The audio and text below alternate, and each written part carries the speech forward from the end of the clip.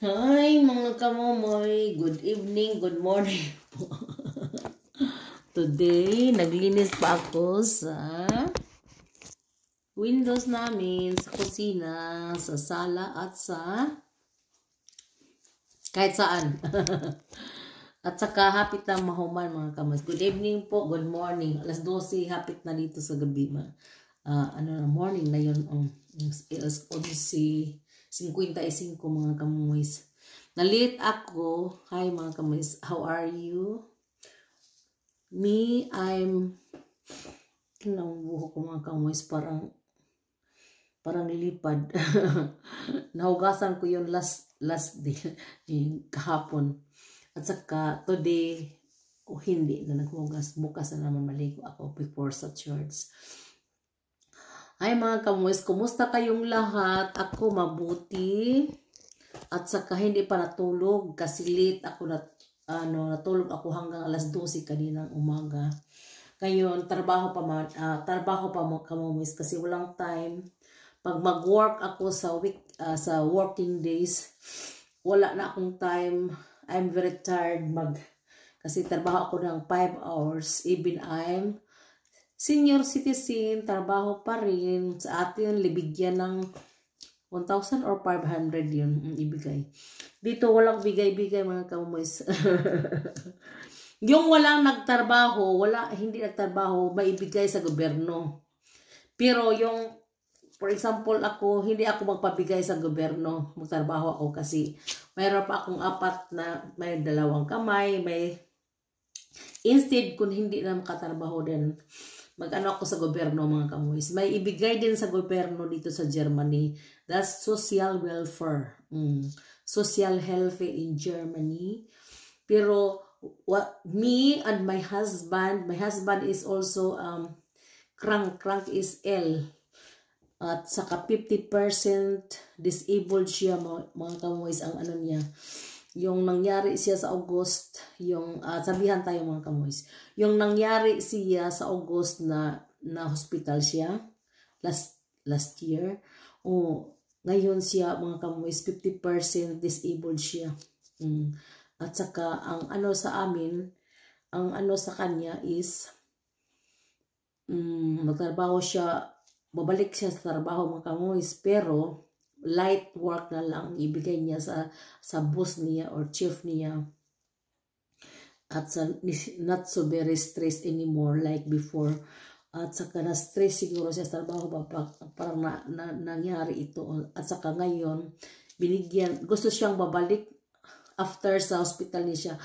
6 buwan ang relax niya.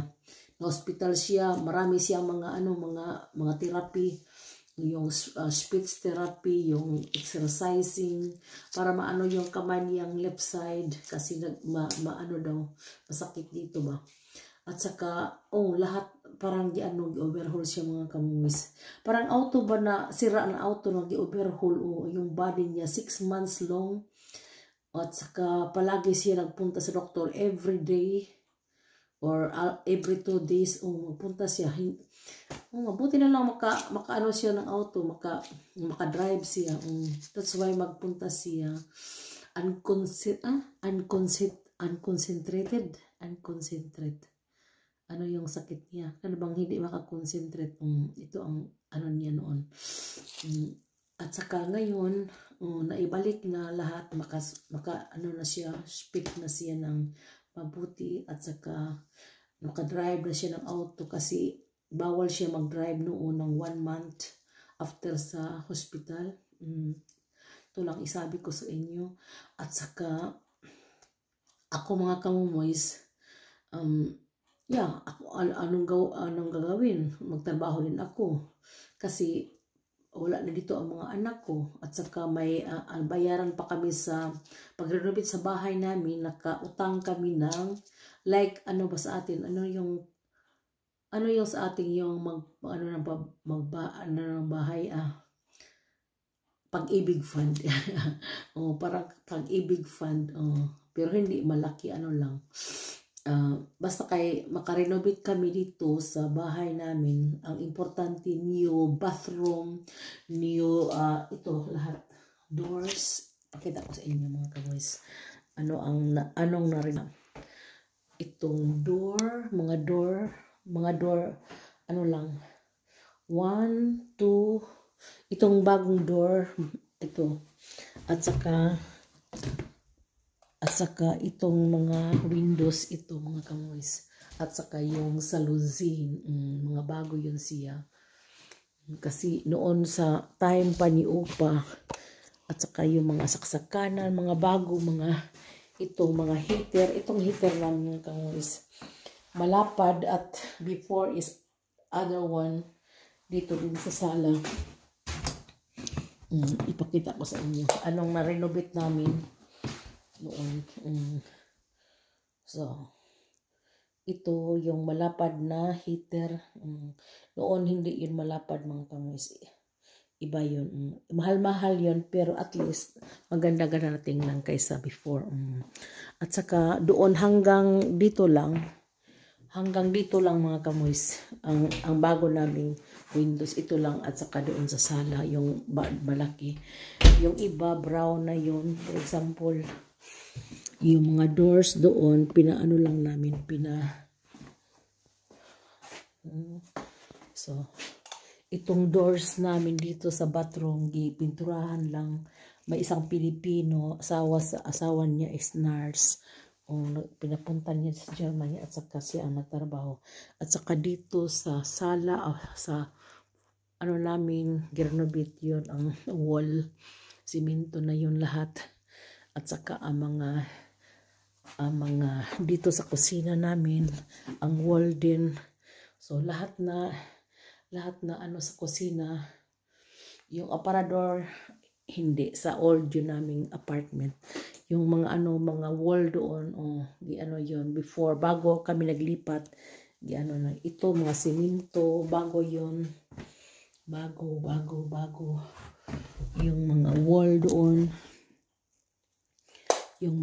doon, mga kamoys, yeah, like that, yung wall. At saka doon sa taas, yung yun sa taas mga kamoys, yung walling, sailing, at saka ito mga wall decor, bago yun lahat.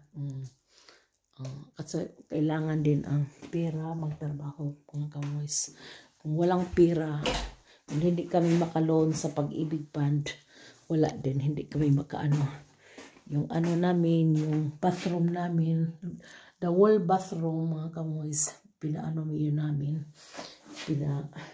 kasi yung noon is brown, yung beads, parang beads yung ni Oma noon, kulay sa nila sa tiles. Ngayon ng puti namin, puti, at saka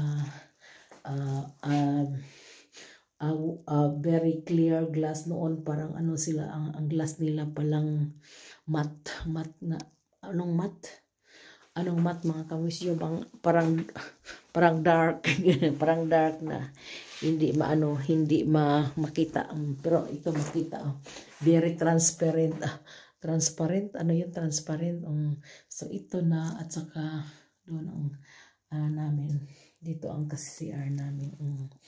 So mga kamoys, at saka madali lang basta may pera. Pag walang pera, hindi pwede. So dito mga kamoys, ito na renovate din. Basta kayo lahat. Ito, doon. Napuno yung yung dining room namin. Kasi naglinis ako mga kamoys. Naglinis ako ngayon. Naglinis ako sa windows at naglinis ako sa sahig. So linisan ko pa, punasan ko pa yung mga kamoys. I-arrange ko. Ako kanina, vacuum. Tinanggal ko yung mga dust muna. Dan magpunas ako ng basa dito mga kamoys. Mamaya na, ko yung, kasi ako sa window din. Grabe, maraming trabaho. Doon ako sa labas kanina, si asawa ko nag-lawnmower, ako ang nagsahig. At saka, grabe, maraming trabaho mga kamoys. Kasi wala kaming time. At saka sa gabi magtrabaho ako. Late sa alas 4, alas 5 na ako mag-start. Ng gabi na ako uwi mga kamoy. Alas 12, 1 o'clock. Aka mag-star maker pa ako. Ngayon, nabuhos ko yung trabaho dito ngayon. So, iano ko mga kamoys, ito ang naano ko sa inyo na lahat na renovate namin. Lahat na renovate namin. That's why naka-utang ng pera para sa renovation. Parang pag-ibig fund ba sa atin na kunting bayaran lang, pero at saka nagbayad na kami noon, lang yon para na ma-loan namin, mabalik namin ang pera. Kasi below namin, parang additional na lang yun na i-renovate namin sa parang pag-ibig. Dito is LBS, doon sa atin is pag-ibig fund.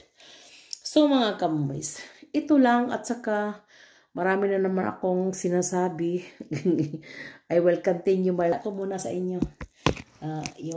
Yung pag-ano ko dito, pag-linis ko dito. Itong isang linisan ko ha. So mga kamoy, ito ang paglinis na ipakita ko na noon, no? Pero I will repeat again. I will repeat again for the second twice mga kamoy. So like that, maliit lang ako ang kamoy. That's why mag-ano ako ng hooker. But you know what is hooker is? It is a little bit parang bangkit ba? Bangkit na maliit. Ito ba? Sa ato pa yun mga kamoy, bangko mo. Yung sa una ba magtadtad kami ng kupras. Pero lang, mga kahoy lang yun. Pero dito plastic mga kamoys. At saka, i-ano ko yun mga kamoys after. Ganun.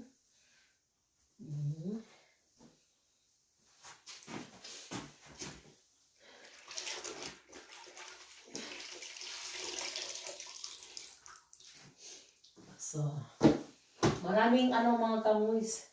Kasi, bago nag-Christmas, before Christmas mga kamoys, 3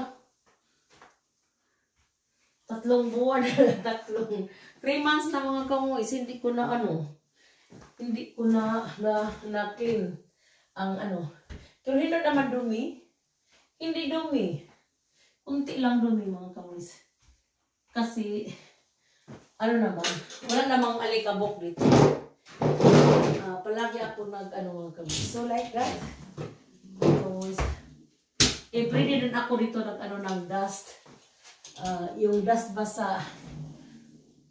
Ko ng ako mga kamoys. Every 2 days mag-vacuum.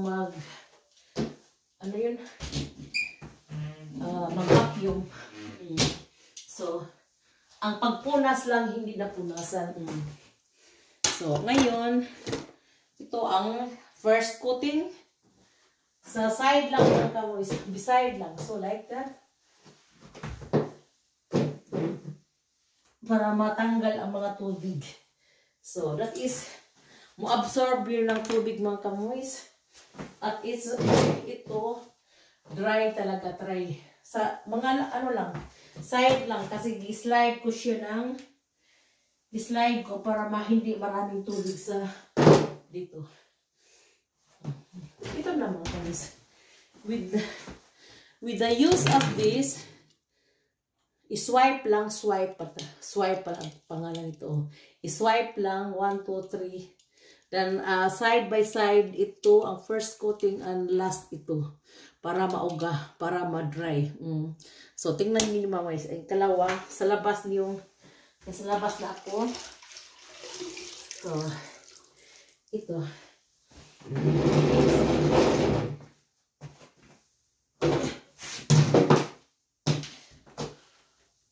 So, like that mga kamoys, is a little bit higher. So, ito ang forma mga kamoys.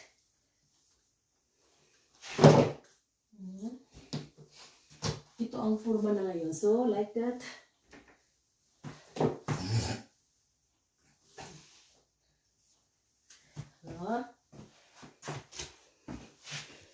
Grabe. At saka ngayon, ang big door dito mga kamoys. Unasan ko rin sa sala. Ito sa kitchen yun mga kamoy. Sa kitchen yun ha. Maliit lang yun. Madali lang pagpunas. So like that. Dito mga kamoy, kapag magtrabaho ka katulad nito, mahalang oras ito mga kamoy. Kung ano ka lang dito, even is hindi ka nag-eskwela sa atin mga kamoy. Kung wala kang eskwela, vocational or housewife ka lang, housewife ka lang, kung gusto mo magtrabaho dito mga kamuis, makapira kayo mga kamuis kasi may black din. May black, anong black is walang tax mga kamuis. Ako, nagtrabaho ko with tax. Noon, nagtrabaho din ako ng black, pero ngayon huminto na ako sa black. Kasi sa akin is 100 hours 100 hours a month. That's why mag-file ako ng income tax. Mag-file ako ng income tax mga kamoys para may pension later. Kasi wala kang hindi ka nabayad ng tax, wala kang pension. Kung black lang palagi, kailangan mag-save ka. Pero kung may ano ka, nagbayad ka ng tax, may pension ka later. Kung full-timer ka. Ako hindi ko full-time, 5 hours lang a day. Kung 8 hours ang trabaho ko, mas lalo pa malaki ang pension mo. Pero 5 hours lang is okay na. Kasi wala na kaming mga anak dito. At saka ako din ang mga kamomis, ako din ang maglinis dito. Wala nang bayaran, ako na ang maglinis. Kung magpabayad ako sa asawa ko, kulang lang din ibayad niya sa mga gastos dito. Mahal dito mga kamomis ang buhay dito. Hindi katulad sa Pilipinas na pwede ka lang maglingkod-lingkod. Dito, trabaho. Pero, ang maglingkod dito mga kamuis, may din, galing din sa gobyerno. Kung gusto mo yung pangalan sa magtapol-tapol o tapulan ka, pwede ka pero pupunta ka sa munisipyo, siguro yun, o saan. Kailangan pirmahan mo yun, kuha ka ng pera doon para mabuhay ka. Pero kami mga kamuis, kayod. Hindi kami nag-asa sa gobyerno, hindi. Kami kayod para mabuhay at makapadala pa sa Pilipinas kung may matulungan. At saka yung lupa sa kapatid ko, gibininta niya sa akin. At saka kailangan ko magbayad monthly. Hulog-hulog mga kamuis.